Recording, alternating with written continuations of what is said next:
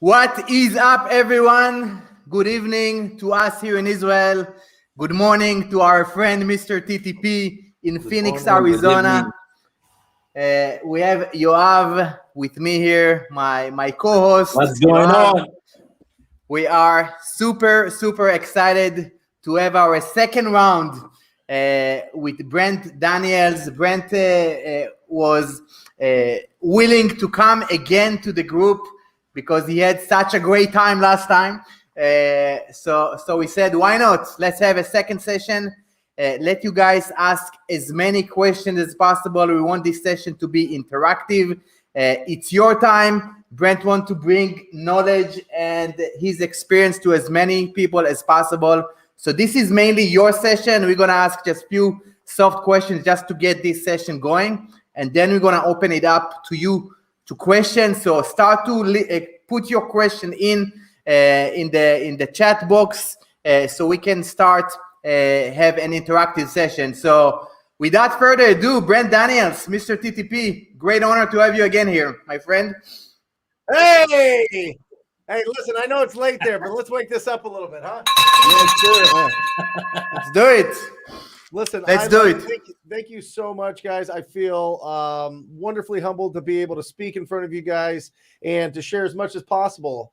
I've always had an unbelievable relationship with my students that are in Israel and with this group. So I'm happy to be here. I'm excited to be here. And I just want to kind of remind everybody, as you're building your business, as you're looking at being a real estate entrepreneur, it all comes down to the three parts of the business. And we talk about this all the time, especially if you've watched my channel or listened to the Wholesaling Inc. podcast. But when it comes down to it, there's only three parts: lead generation, conversion, and exit strategy. And in those, there's really three bullets, right? With lead generation, you're either marketing, right? You're buying conversations. You're buying people calling you. You get referrals. So you're waiting around. You create a network where people trust you to bring these deals to you and you to be able to take them all the way to the finish line, or to be proactive and go out there and earn it, which is picking up the phone and calling, because you guys aren't door knocking here yourself, but maybe you're creating teams. And then the second part of that conversion is all about pre-qualifying. Okay, pre-qualifying every lead every single time based on the condition of the property, timeline to sell, motivation to sell, and their price. All right, we need to pre-qualify every single time so that we're not wasting our time. The second one is doing the lead follow-up.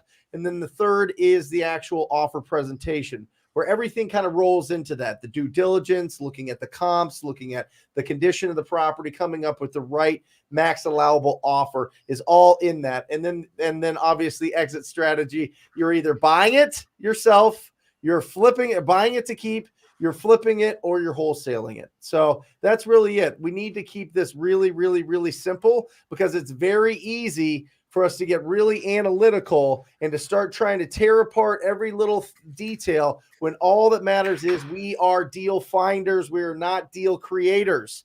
The object of our efforts is to speak to and have as many quality conversations with distressed property owners as possible. And let me give you some stats. This is nationwide. I know that you guys love stats. 200 contacts. That is the average. 200 owner conversations per deal. Okay. Takes about 20 hours if you're calling yourself. Now, if you have a VA calling, you have to multiply that by 4. 800 conversations. 800 conversations per deal. All right. So as you're putting together your business plan, as you're putting together your goals, you look at this and say, okay, how many people? I need to talk to 800 people, or my VA needs to talk to 800 people. I need to talk to 200 people. And this is going to take me 20 hours or 80 hours. And to fit that into your schedule and to fit that into your budget, and then look at what is the average amount that I make per deal. All right. What is the average amount? And that's why I encourage everybody to go after properties that are above a fixed up value of $150,000. All right, because you're going to get into that average of about $15,000 per deal, and that's where you want to be, especially if you are hiring people to make the calls for you. Okay. Rapid fire. Let's do it. So first question that I have for you before we start to get the questions. So guys, put your question here. Brent want to answer as many questions as possible. So we have here in our group that followed what you say to the T, right? This is again, whatever you say, they follow you. And we have kind of a discussion that we wanted to kind of get your opinion about it, because I know that you preach make your own calls until you make at least 30 grand in your bank, work the phone, talk to people, put in the work, grind. And what do you say about people that English is not their first language, is their second language? And you know how crucial it is to get into the call when you call, when you have a lot of competition, when they start to hear accent, you have they are not sure, as opposed to hire a VA that with a better accent that you can kind of leverage your time. What do you say about these 2 point of views? I think that there is some substance to that, but I think that it's kind of a limiting belief. I mean, it's really hard to screw up a motivated property owner. I think what happens is the 199 people that you talk to that hang up quickly or say, who is this, or what country are you from, or anything like that, they're never going to do business with you anyway. We're looking for that 1 out of 200. So I just know that when you are calling yourself, and I don't care if you do have an accent, if you're calling yourself, you're going to be more into it. You're going to understand, is this person really motivated? Are they ready to sell? So I don't want you to just think that, I can't do this myself. All right. But on the flip side, if you want to test out, if you have the budget to test out a VA to make the calls as well, it just makes your business go faster. Obviously, the more conversations, it goes faster. Now, if you have a VA, you need to have bigger lists, right? And there's a couple questions on here about how many times you recycle it. I don't like going through a list more than 3 times because the contact rate drops dramatically each time you go through a list. All right. So I want you to be able to have that about 10 conversations an hour across those 3 attempts that you try. And I don't care if you're attempting to call them 3 times in the same day, week, month, it doesn't matter. Me personally, when I was making calls, I liked switching up the list. I liked calling for a little bit, half hour on this list, half hour on this list. It just felt different. It felt like I was like traveling to different little pockets, and it made it a little bit more exciting for me and a little bit less boredom, right? To kind of switch those lists up. So I don't think that it really matters if you call those people in the same day or week or month or whatever else. If you get a hold of them, you get a hold of them. Got awesome. it. Also, in connection to the question of the recycles, they're asking also in what intervals. It can be like when you finish a list, immediately you can go to another recycle. Is that something that makes sense? Absolutely. Absolutely. And it just depends on your budget, right? It just depends on if your budget is only for 1,000 properties, well, you got to call those 1,000 properties and build that up and build that up and build that up. But I always like going after 3 different lists, right? I like going after a multifamily tired landlord. I like going after a driving for dollars, and I really like vacant land in town right now. Those have been over the last year. I've been saying the same things, and until the results tell me otherwise, those are where we've been getting the biggest deals, and my TTP students in the coaching program have been getting their biggest deals as well. Awesome. Brad, I got a question. Again, it was a discussion a couple of days ago also in the group about also what, when hiring a VA, and again, we understand the approach of first of all, do it yourself, but let's say we come to a point that we want to hire a VA. What should we be looking for when hiring a good VA? What are we looking for? I love it. So one, I really, experience really matters because having an endurance on the phone is really critical. If you're getting somebody that got a lot of enthusiasm, but they don't have a lot of experience, you're going to see for the first 6 to 12 weeks, after the first 90 minutes or so, the results are going to drop off. They're just going to get, they're not used to saying that many words. They're just not naturally, gifted with an expressive personality, and it kind of slows them down, and they have to build up to that. And you can train somebody really well, but you need to give them that, 90 days to be able to do that.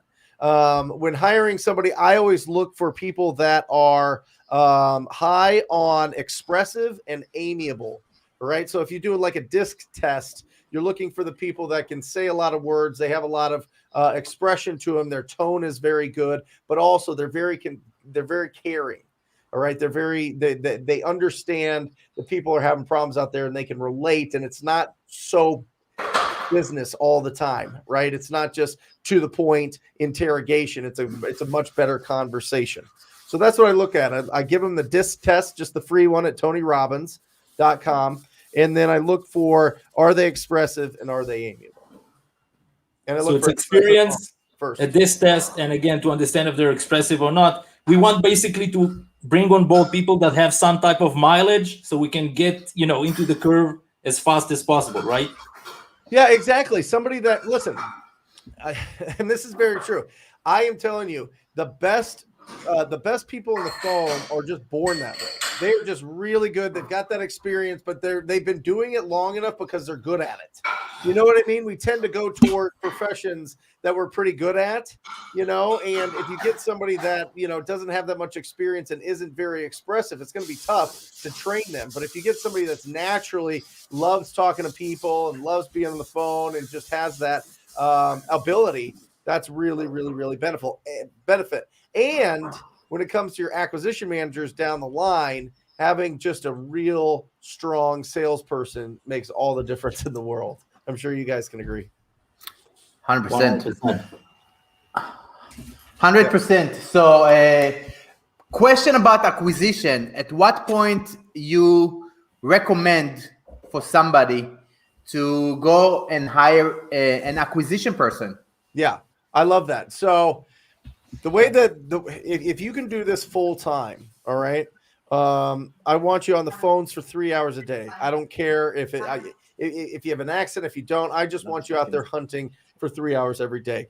What I always found is if I had more than an hour, like if I was calling every single lead that I have, and took me longer than an hour, I needed to hire somebody, because we can't go out and be the hunter and the gatherer and go on the appointments and sell the deals and organize our lists and right. So I think that hour mark really is impactful. And if you look at it and you say, okay, how many leads can I call back in an hour? Typically it's like 15 that you can that you can call, because 80% of the time it's going to be a voicemail or a text message. So you can get 15 to 20. If you have 15 to 20 good qualified leads every single day, you're going to need some help. So if you're going over an hour of lead follow-up 5 times a week or 5 hours a week, you need to start hiring somebody, and you're going to be closing a lot of deals.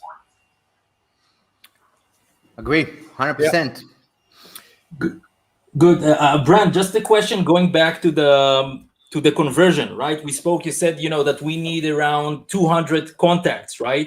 Average per deal. Is the contacts, we're talking about 200 new contacts or I mean, yes. So this is first time you've talked to them. So talking to 200 people, the cold caller, talking to different people like Agent Connects for 200 average to a deal. Yes. 200 if you're calling, 800 if it's a like a Filipino VA, which most people go with. It takes them a little bit longer, they're just not as engaged as you are. They don't have as much they're not going to profit as much from these deals. So when you're calling, you're getting in there and you're really understanding what's going on with this person. When they're calling, they're just doing it as a job to send it to you. So hopefully they can get paid the next week. Awesome. Yeah. Awesome. And let's stay with VAs, because again, we have this conversation going again. And before we ask the next question, guys, this is your time with Brent. Ask your questions here. Take advantage of the time that we have with such a big expert. So we highly, highly recommend to put your questions here. So going back to VAs, you mentioned VAs from the Philippines. What's your experience with VA from the Philippines versus VA from South America or Central America? Got different culture, different time zone, as opposed, again, they calling during the same time zone more or less than the US, as opposed to the Filipinos that work overnight. Obviously, they're used to it, but they have a different culture for good and for bad.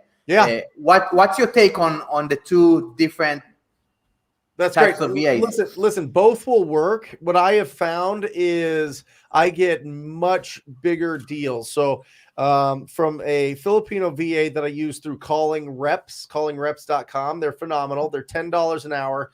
And I'll be honest, I kind of put all of the lists that we've already been through. He's kind of like cleanup, right? It's not the best, freshest lists that they go through. And then I've had two American callers for 3 years now that average $42,000 a deal. And with my Filipino, he's at like $20,000 a deal. So it's not necessarily that you're getting more or less leads. It's their bigger deals when you go with a company like callmotivatedsellers.com.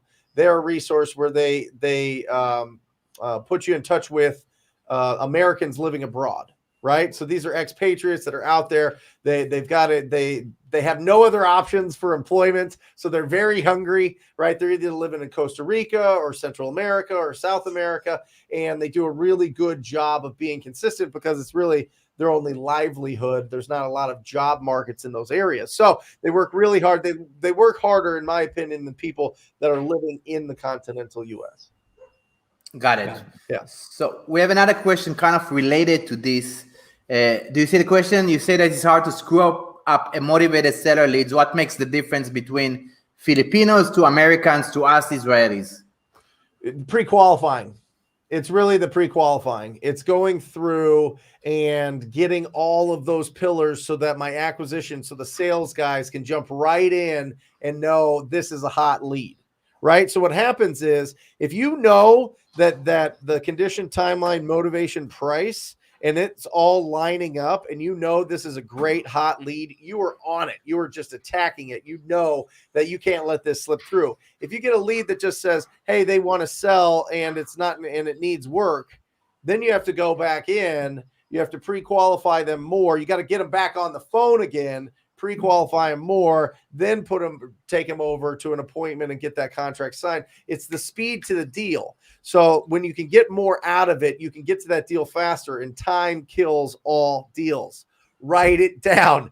Time kills all deals. It truly does. So the faster that you can get to that deal and make it a priority, the bigger the deal is going to be. Great question. Whoever, I don't have the Facebook username, but yeah. I agree. You know, money attracted to speed. That's another great quote that I heard. So what was it? Money attracted to speed. Yes. Oh, I love that. Yeah. I'm going to use that tomorrow on my show. There you go.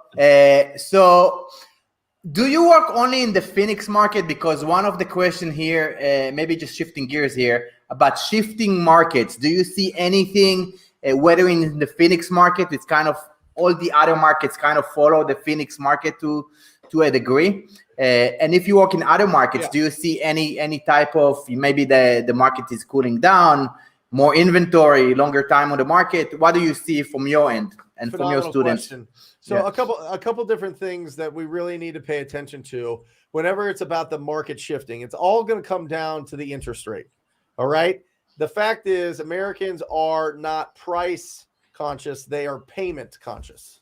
Okay. So if the payment for something at 400,000 is the same now as it used to be at 300,000, 6 years ago, people are going to buy that 400,000. The market's going to keep going up because the interest rates are very, very low. And so you always want to keep an eye on that. Supply and demand across the country in most areas is still shifted over to the selling side over the buying side. And I don't see anything that's really, I would think that the pandemic would really affect it. But what it's really done, interestingly enough, is it's allowed people to work from home. Now their home becomes more like their office. And then they're sitting around their home and they're like, I want a better office. I want a better home. So there's a lot of move up buyers. There's a lot of people that are in the market to find a good deal and take advantage of the interest rate. So just keep an eye on that if you're looking for market shifts. I work all of Arizona and I work in Port St. Lucie, Florida. And what I would say is there has been a significant increase in the amount of institutional buyers or iBuyers, essentially, is what they are. The offer pads, the Zillows, the open doors, all of those people, and hedge funds for that matter. People are buying up properties like crazy to take off the risk of inflation because so much money was pumped into the economy. Awesome. We got another question again. Maybe it's a different subject in a sense, but what do you think is better? A local acquisition manager that can be also the boots, or a virtual acquisition and the local boots? That's one of our guys, Adam, asking. That is a great question. If I had to choose somebody that's really good on the phone, yeah, I don't mind. It doesn't have to be face to face. I like going face to face just because it's wildly competitive and it gives us a different. It sets us apart from our competition. That when we're going to the property and they're trying to do everything digitally, but we're going to meet them, build a relationship. That's fantastic. But I would say 95% of the relationship is done over the phone. So if you've got I would take an absolute superstar salesperson that can do it over the phone versus just somebody that's okay on boots on the ground, because truly boots on the ground, you just need somebody friendly that goes there and and takes pictures and meets the homeowner. So I would say, the sales skills on the phone. Got it. Here's another question. Is there something in common to the big spread deals, which is, again, big spread that define 20K or higher? Does it come from specific marketing channel? There's any avatar or anything in common that you see in these big deals? Yeah, it's price point. It's going to always, listen, if you're going after properties under $150,000, by the time you factor in the repairs and the profit that an investor is going to want and your profit, it's very difficult to get $20,000 a deal. So I always like going after properties above 150,000. The sweet spot is about 350,000, totally fixed up. And that's where you're going to get these bigger deals. And I see that coming from multifamily. I see that coming from driving for dollars just because the condition is really bad. And I see it coming from the vacant land because people either want 10 times what the land's worth or they want nothing. So it works in your favor when you get that. Do you find that it's harder to close these deals, or the sellers' conversation are a little different? The sellers more sophisticated? Again, I worked in the Bay Area when the median price point was $1.5 million.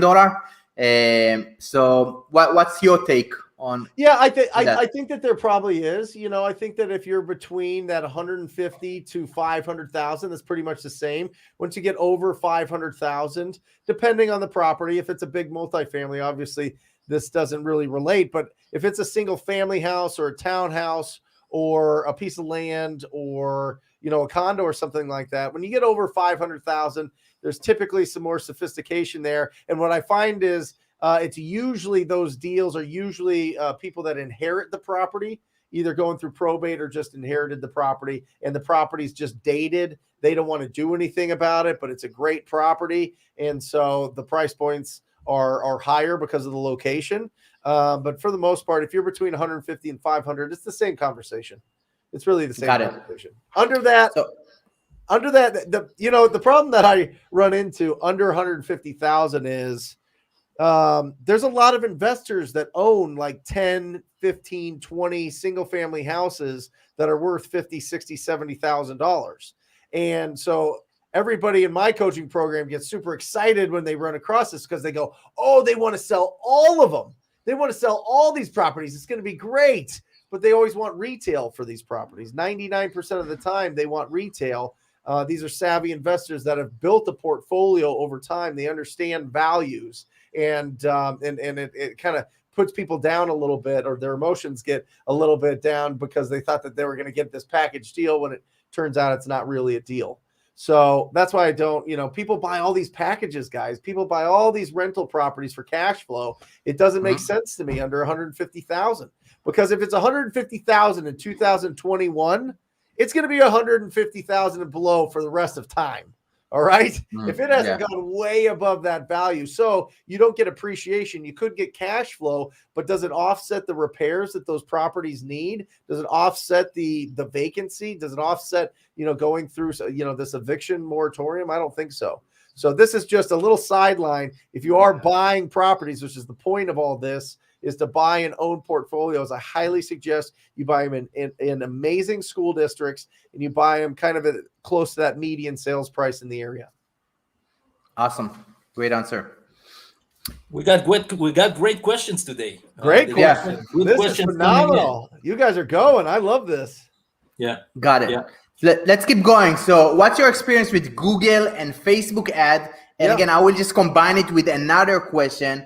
What's your best marketing channel that currently works for you today? So number one, it's going to be cold calling. I mean, that's what we do. That's the experience that we have. I have absolute, in my opinion, the best phone prospectors that have been with me for years, and they really know how to do it. They really know how to find those deals. All right. We spend $15,000 between Google and Facebook.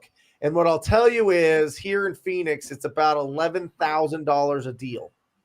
Okay. $11,000 a deal. Wow. To get a deal. Yeah. And it's not a lot of leads, but they're good deals. I mean, we're still in that, $38,000 to $42,000 range, but you compare that with cold calling and it's like $2,700 versus $11,000. Now I do both because it's good to keep the energy in the company. And typically when people are calling you, they're ready to go right now. So the timeline's shorter and you can get those deals done faster. You can do them within 30 days. Where if you're prospecting, if you're being proactive, typically it's about 90 days from the first contact to you actually getting that deal closed and paid. Got it. And the follow-up question, how do you compare lead gen, again, text messaging campaign to cold calling? Because what we recommend to a lot of people, you already spend the money on buying the list and the skip tracing. So why not, leveraging this list and the money you spent and just leaving money on the table, right? I totally agree. Yeah, we text every single day. I mean, obviously that has been adjusted this year, and the carriers are really trying to prevent that. It's really interesting. The carriers are seeing that people are getting a lot of text messages and they're not liking that. So they're going to other platforms like a WhatsApp or to Snapchat or to some of these other ones instead of texting, and it affects their bottom line. So what they're doing is they're just saying, hey, we gotta stop this. We got to be able to prevent this. We need people to register. We need to watch what they're saying. We need to block anything that's super repetitive. So you got to be really creative with texting, but you can get amazing deals from texting. Amazing deals. But yeah, you got to do both. And by the way, don't worry if you're calling a list and texting at the same time. Doesn't matter. Just get in front of them and have a conversation. Do you do any RVM? I don't. Listen, RVM is interesting. It's I really liked it, like in 2015. You know what I mean? But it feels very. I feel like it's a bottleneck, right? It slows down the whole process to get a call in and have it transcribed and look at it and go through it and follow up and hope that somebody's going through. But test it. I mean, I don't do it, but if you have interest in any of these methods, you got to test them and just see what are the results. And don't just I got my first deal from this voicemail and it's like $50,000. This is the greatest of all time. And then you spend $10,000 for the next 5 months and get nothing and give it all back. So just keep an eye on it and make sure that it's effective and it's not just out of the the first deal that you get. You change your whole marketing strategy for it.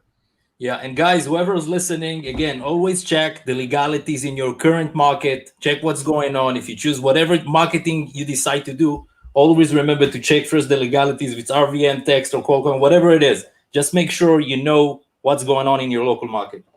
Yeah, of course. Yeah, absolutely. So it sounds like cold calling is still your bread and butter lead generation strategy. Yep. So what do you say to people that think that it's the end of cold calling with all the new upcoming regulations? They will limit the numbers. They're going to vet the numbers. They're going to give us grade. We will have to change the numbers every week. What do you say to these people? How do you follow and stay up to date so you Batch don't lose Styler, your main? Batch Styler does all that. Batch Styler does all that. They have anticipated this. That's why they built it out. That's why I switched from Mojo to Batch Styler. So they're the ones rotating. They're the ones getting certified. They're the ones having to, already get approved and do all these things to be able to provide that service. So I leave it in their hands. I mean, until we can't call anybody, which I just don't see happening, I'm going to call them. And worst case scenario, if it really gets to that, I'll just build a door knocking team and have them go out. You know what I mean? Like, I'm not worried about it. It's still talking to people. So it's just a lot easier to talk to them over the phone with a dialer. And I don't think that's going anywhere anytime soon. Yeah, and currently also with the regulations coming in, I mean, nobody really knows what's really going on, and it's liquid, right? I mean, things are changing and shifting on a daily basis, but we do see more kind of an impact currently on the SMS sphere and less currently on the cold calling, right? I mean, the cold calling, again, as for today, there's nothing dramatic we know about. Listen, here's the thing, and a lot of people don't really realize this, but literally every industry cold calls. I don't care if it's the hotel. I don't care if it's restaurants. I don't care if it is commercial properties. I don't care. I mean, the number one cold calling company in the United States for real estate is Zillow. Zillow cold calls real estate agents to pay ads they cold call for agents to pay them money to get internet leads. It's hilarious. Like, they're not getting their leads from internet leads themselves. They're getting it from cold calls. I mean, it's absolutely wild. They've got 2 buildings filled with 400 people each where they're just making calls all day long. I mean, get your license in anywhere in the United States and you'll get, 15 calls a month from them. But yeah, I mean, cold calling is not going anywhere. Yeah. That's the bottom line. Yeah. Awesome. So we have a question here about the position, about acquisition and dispo. But before we do that, one of the questions, kind of trying to connect the dots here, what's your current operation looks like today, and what do you have as far as positions? Are we able to share on this, Matt? Sorry, I'm seeing if I can pull up a graphic on this. Are we able to do that, Matt? Can you pull up my team? Yeah. I'm going to show you right now exactly what I pay them and what that looks like. And then again, one of the follow-up questions, once again, so you can address it as well, is how do you compensate your acquisition? Yep. And what are you looking in the disposition manager? So if you kind of combo the 3 questions here. All this out. Yeah, I got it. I knew this was coming. So we want to know this graphic. Give me 1 second. Bananas. Let's go. It's a breakdown. But one thing I'll say is this. Listen to me.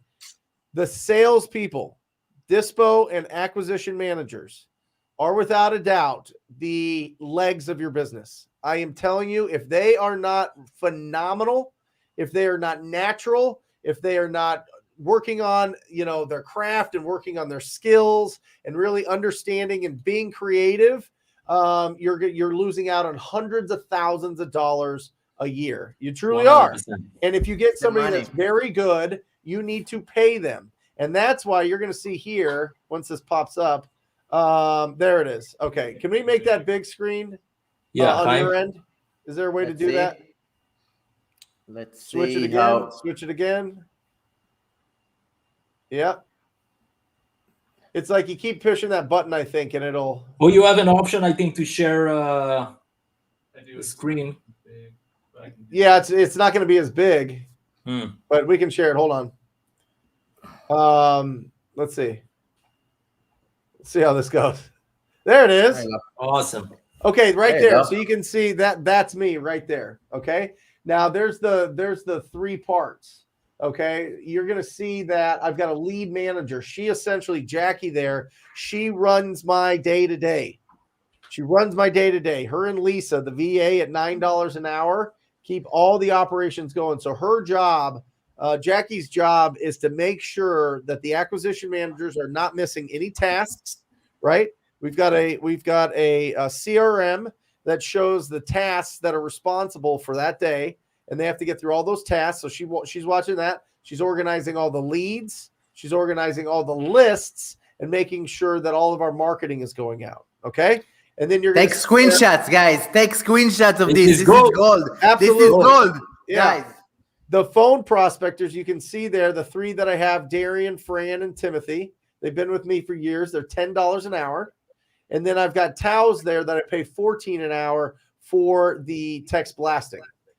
And actually, Timothy there is, yeah, that's right. Yeah, that's all right. And then you're going to see I have two acquisitions. I've got a junior acquisition, and then I've got my acquisition manager. And this has been really huge for me. So the junior acquisition manager, Chad, there, all he does is warm up the leads for Ryan, my acquisition manager, to be able to close. And he gets $2,500 base plus 2% of what we make on a deal. Okay. And then Ryan gets $5,000 base, which people are like, that's crazy, but it is so good. This has been the best that I've ever had. When you pay people a salary, you now own them. Yes, you do. Yes. They are yours. They want that salary. They want that security. And he gets 6% on top. My disposition manager, people think I'm crazy for this too, but I pay 5% if we make under 15,000, 7.5% under 30,000, and 10% over 30,000. And the reason I do that is because I want him pushing to get more per every deal. I want him pushing the amount of people in my cash buyer database. And this year we just crossed the $1 million mark. We should hit about 1.617, and we've got a nice profitability of about 42%. Awesome. That's awesome. And now both Chad and Ryan, your acquisition people, report to you, or Ryan manage Chad? No. They report to Jackie, the lead manager. No, I'm talking about your acquisition people. Acquisition people don't report to you. They report to the lead manager? No, they'll go to the lead manager. I mean, you could draw a little line there. But yeah, they just listen. If I need them to report, we're having problems, right? They don't report. They just go out and lock up deals. I don't even know about them, guys. Literally today, I got a text. We locked up a deal. I was like, oh my gosh, I haven't even seen this. And then I talked to Jeremy, who's selling it, and he knows everything about it. He gave me all those things. So really, the dispo manager and the acquisition managers work really, really, really close. And then Jackie just makes sure that everything runs the day to day. And then on Friday mornings at 10 a.m., we do a scoreboard meeting where we will sit down and go through all of the leads, all of the results from our phone prospectors, from our marketing, from the lead follow-up, and make sure that there's a strong accountability once a week on Friday. But for the rest of the week, they work from home. So who trains your acquisition people? It's you? It is me. And here's the thing. It's obviously me, but they if you have to train them too much, they're the wrong people. Okay. Seriously. Ron, is it okay if we're going to go a bit on statistics? Is that fine? Again, just asking a bit on how many leads the acquisition needs to talk to make offers. How many offers the acquisition needs to give to strike a contract? How many contracts for a deal? We're really breaking it down, guys. This is gold. If Brent, willing to share this with us, that's amazing. That's amazing. Here's the thing, and that's what's really important is we get a deal every 20 leads. Okay. So we don't need a tremendous, but what we do is we make sure that these late leads are very, very, very pre-qualified, very qualified. Okay. Because you can go and you could be, most businesses I think are like 1 to 50, 1 to 60 leads to a deal. Ours is 1 to 20 because we disqualify. We disqualify. And I love this question. Why do you go condition, timeline, motivation, price, right? Why do you do that and not motivation first? Because when you're speaking to somebody for the first time, they've got a force field up. They've got a bubble up. They're kind of trying to keep you at arm's length because they don't know who you are, but they don't mind talking about the condition of the property if they are interested in selling. So what we do is we talk about the condition of the property so that it opens up the conversation. And typically with the condition, then we'll go, okay, great. Well, just to let you know, we typically buy our properties within 2 weeks to 30 days. Will that work for you? No, I can't sell it for 2 years. Okay, right? So we're trying to find out the timeline. And usually when you get the condition and the timeline, they're going to give you the motivation. Because when they go, I want this sold yesterday because my tenant started a kitchen fire and I don't want to fix it up, or it's been vacant for so long or whatever. So then you've got the motivation and then you try to pull out the price. So it's 1 to 20 leads. That's what we're looking at. Awesome. And with And that, Brent, how many we're offers? giving them all offers on that, by the way. Every single one of those 20 are getting offers. Got it. So it's a deal for 20 offers. I mean, the ratio pretty much 1 to 20 offers. Yep. Yeah, because if you look at it, we're looking at the amount of calls to get those 20 leads. Typically, it's about 200 conversations, right? With the Americans making those calls, which I would consider us. Like if I was doing it, these guys are now at the point where they're just so good. So it's about 200 conversations. We get 20 leads from that are qualified, and we'll close one of them. And that's that. Quick question about the process, because I think a lot of people making the money from the transition of the lead from the cold caller to the acquisition. So how do you do that process-wise? Do you schedule a call on Calendly? Do you do it live, the transition? Do you book an appointment and then your acquisition takes over? What's the process like? Because I think that's key for converting the lead to a deal. Yeah, they're just trained to say, you know what, Chad, our acquisition manager, is going to be reaching out to you today or whenever it is, just depending on what that conversation was. If they're running around and they can't do it, then we'll do it the next day. But he gets in touch with them either the same day or the next day to introduce himself and just say, hey, I know that you talked to Darian earlier today. My name's Chad.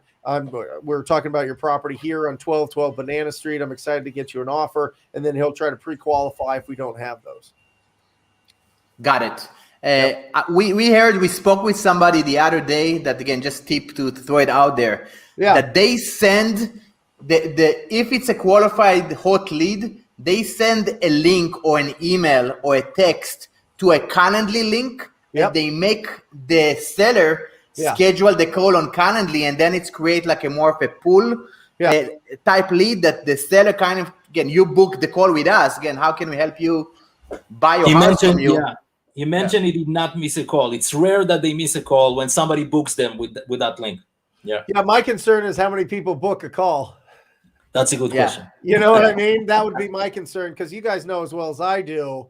I mean, you have a conversation with them and you're like, I'm going to send you the contract through DocuSign right now. Can you review it and sign it in the next 15 minutes? Yeah, absolutely. And then you send it to him and then you don't hear from him for 2 days. You know what I mean? We try to do it online. Yeah. I mean, obviously the aim will try and doing it online. Not necessarily it works with everybody, right? Some people wants to say, yeah, I'll look at it. I'll get back to you. Right. Yeah. Quick question about the name of the company that have VAs. It's in there. Callmotivatedsellers.com. This is it? This is the right company? Great. Just Make want sure to you confirm. put in TTP for the coupon code, because they know that you're serious and you get they have like only a certain amount of people, so you'll get to the top of the line because I helped them. So you get the good guys, the good callers. Yeah. Give Brent some love for the content that he shared with us. They're all good callers. It's just availability, you know. Let's try and squeeze the last question. Yeah, that's a good one as well. What do you consider a lead from your callers, and how many leads you get from one caller in one shift? Yeah, it depends. That is a case by case on the list, right? So because we're so focused in Phoenix, we have every address skip traced. Now, obviously, we filter through those for the most distressed so that we're not just wasting time. But we're going to get more leads out of a driving for dollars list than we do out of a pre-foreclosure list. It's just we're just going to get that per contact. So it just ranges. I mean, we try to get anywhere from half of a lead to one lead an hour. That's kind of the goal. So, you know, when they're calling for 8 hours, 4 leads would be good. 4 to 8 leads is what we're looking at there. And Brent, what do you consider a lead? I mean, in the qualifying sense, I mean, we'll meet a lot of people saying, yeah, make me an offer. I never thought about selling, you know, or not less than 500,000, those type of, what is a lead? A lead is an ugly house, or they give us a ridiculous price. Okay. So if they tell us that I just remodeled the kitchen and I did the countertops and I put in new appliances and fixtures, we just say, you know, it sounds like you should put it on the market. Have you thought about talking to a real estate agent? Well, we're not really serious, right? So we disqualify. Those don't even come into our pipeline. The callers know to disqualify those right away. On the flip side, if the property is destroyed, if we know that property is, been vacant for years and they still want like a ridiculous price for it, we're going to keep that in the pipeline, because at some point they're going to have to get realistic. At some point, they're either going to have to put a lot of money into that property, or they're going to have to sell it to a cash buyer. Because a lot of those, as you guys know, a lot of those properties are not financeable from a conventional loan. So they have to sell it to a seller. Yeah. Right. Do you have a time for another question, Brent? Do you have yeah. How long can we go? Can we go like another 10 minutes or so? Or do you need to? I have you for another 12. Let's go. All right. So let's go. Amazing. Keep Amazing. your questions here. Just to get back to it, 1 lead an hour. That's what you want to shoot for. So that is what's going to tell you. I say 1/2 to 1 because sometimes we go through lists a couple times and we're not getting the contact rate that we want, but you should be focusing on one good conversation, one quality lead every single hour. And that's going to help you determine how strong is that list that you're calling. Also, it's going to help you determine how many people are calling those lists. That's why I love taking that extra effort, getting some driving for dollars, going after some land, going after maybe some outskirt properties that aren't maybe in the center of town, but a little bit further out. I like going after mobile homes or mobile home parks. Like, just start getting creative of, what other lists that you can call, and you'll see that your leads per hour go up. Let me ask you questions. And again, this question, I will add a little sauce on this question. So what is the niche list that is golden for you? And what do you think is more important, the list or the quality of the caller and the training of the caller? Because we have a lot of debate of what is more important. Everybody blames the list. Everybody blames the list. Of course. Yeah, listen, the quality of the caller is going to make a huge impact. It really will. You need to be able to get as many niche lists as you can.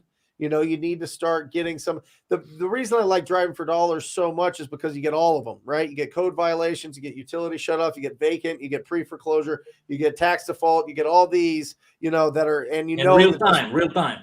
And that these properties are destroyed. So that there's distress there. So that's why I really like going after that. That niche list is really gold for me. The other one I would say is, don't be afraid to go after bigger multifamily deals.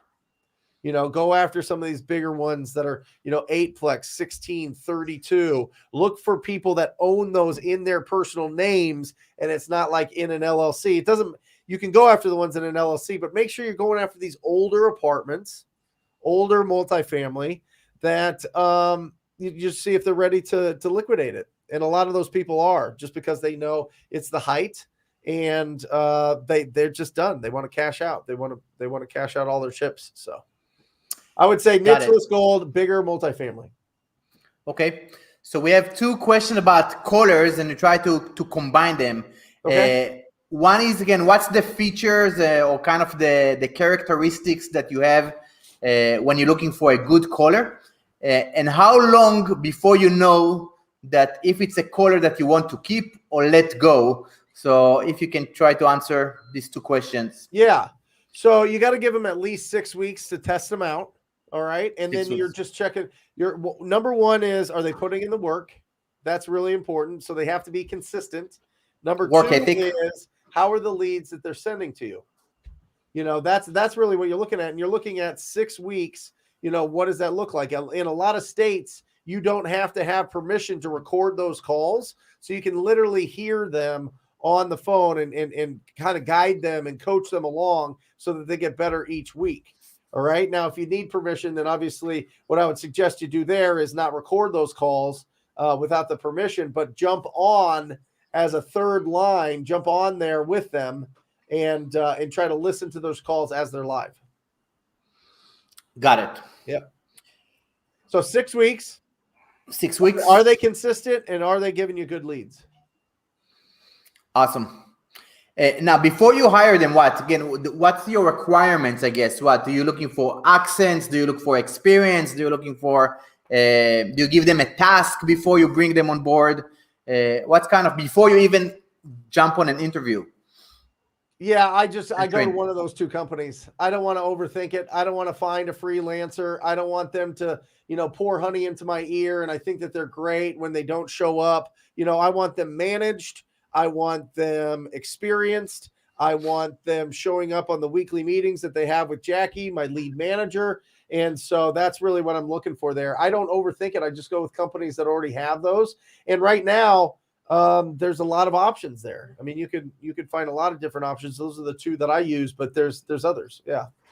Got it. So you just outsource and go to a company that hire VAs, and you don't hire directly the call caller and train them, right? Right. That's what you're saying. Yep. And usually, and that kind of dovetails into this question, is the VAs with the most American accents usually get paid more. So I don't pay less than $10 an hour. And I pay up to $20 an hour for my callers. That's how important it is. So you can test it out with somebody that's $4, $5, $6 an hour, but I just find that you kind of get what you pay for, and it's just not a great conversation. They can't really dig as deep as I like, but they could be fine. I mean, they'll do the work. Let's do probably a couple more, and then we kind of wrap it up. So what's your take on just checking for motivation and not ask for the asking price on the first call? You for or against? It just depends. It's case by case. I feel that you should be brave enough to ask those questions. I think it's a reasonable question if you ask it right. If you say, what price did you have in mind? You've owned this property for a while. What are the neighbors similar to yours in similar conditions selling for?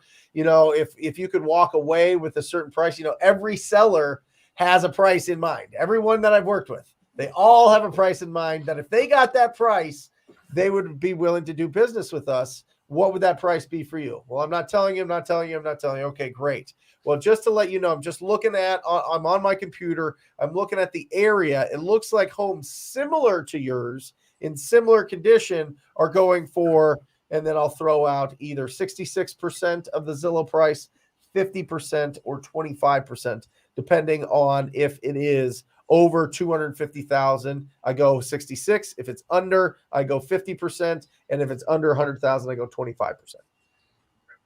Amazing. Awesome. Yeah.